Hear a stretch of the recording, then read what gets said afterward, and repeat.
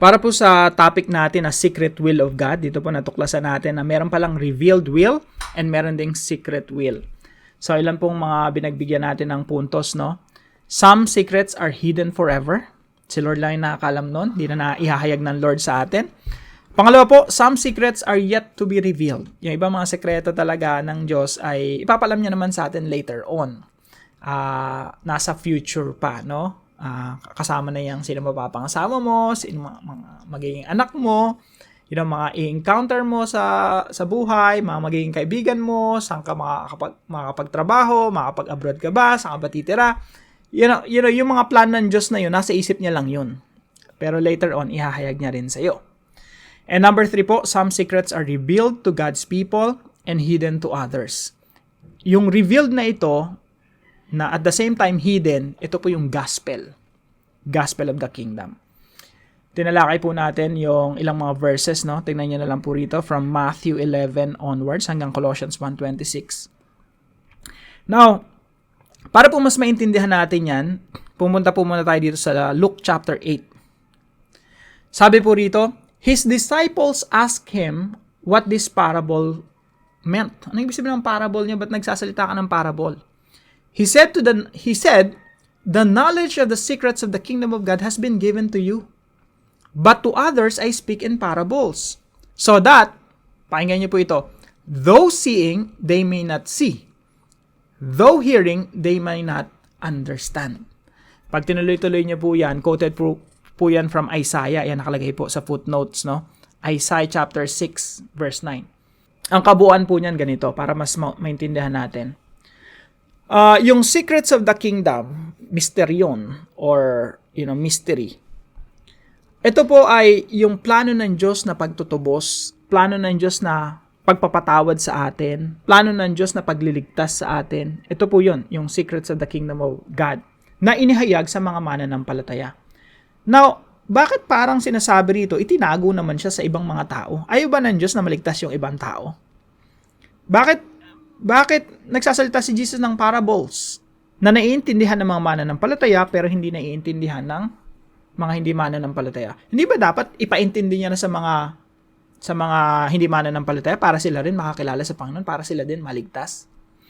Now, alam niyo po, pag tinignan niyo po yung background nito from the book of Isaiah, yung sa time ni Isaiah po, paulit-ulit na nagbibigay ang Diyos, nagpapadala ang Diyos ng mga propeta. Paulit-ulit sa bayan ng Israel, sa Judah, paulit-ulit. Para manampalataya sila, para manumbalik sila sa Diyos. Pero alam niyo po, yung people of Israel, yung mga Israelita noong unang panahon, kahit ilang propeta pa yung pinapadala ng Diyos, ayaw nilang makinig, ayaw nilang manumbalik kay Yahweh.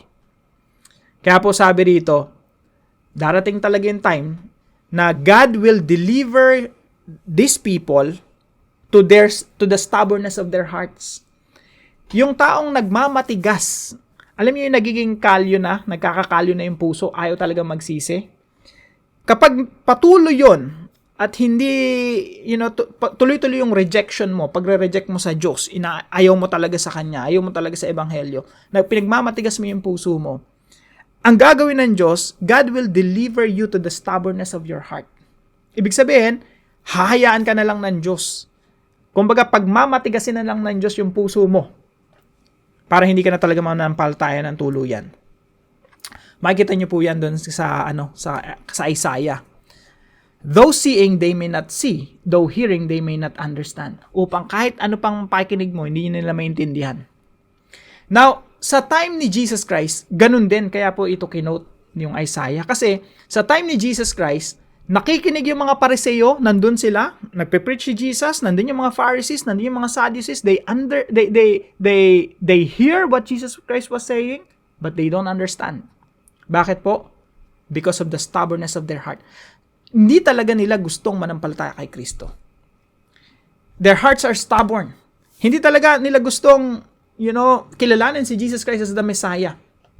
Kaya yung judgment ng Diyos sa kanila ay gawin na lang talagang matigas yung kanilang puso. Isara na lang talaga yung kanilang mga tenga upang hindi sila manampalataya ng tuluyan. That is God's judgment.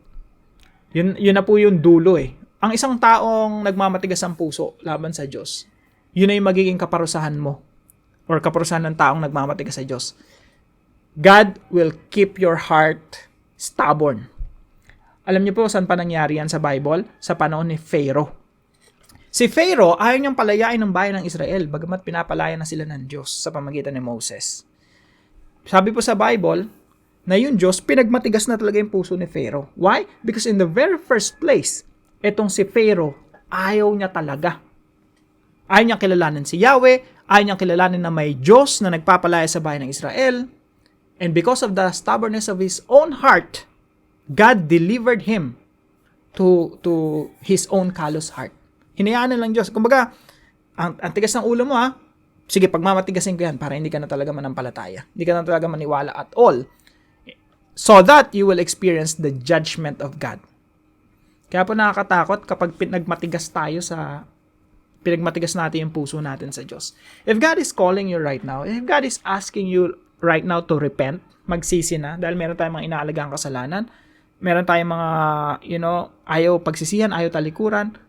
If God is keeping you, God is, He keeps sending you people to rebuke you, to correct you, pero ayaw mo pa rin. Nakakatakot po yan. May ganyan po sa New Testament sa panahon ni Apostle Paul. Sabi ni Apostle Paul, ayaw mo makinig ayaw mo talagang magsisi. Sabi ni Apostle Paul sa mga taga-Korinto, hand this man over to Satan. Sipin niyo po, ganun kabigat. I-deliver niyo na yan kay Satanas para mawasak talaga yung ng katawan ng tao na yan. Pero, with the intention na someday manumbalik pa rin siya sa Diyos so that his soul will be saved. So, nakakatakot po, no? Huwag tayong magmatigas sa Diyos. Kapag nangungusap yung Diyos sa atin, talagang makinig na tayo. At sundin natin ang pinapagawa ng Diyos sa atin. So, yun lamang po. Mahaba pong talakayan ito.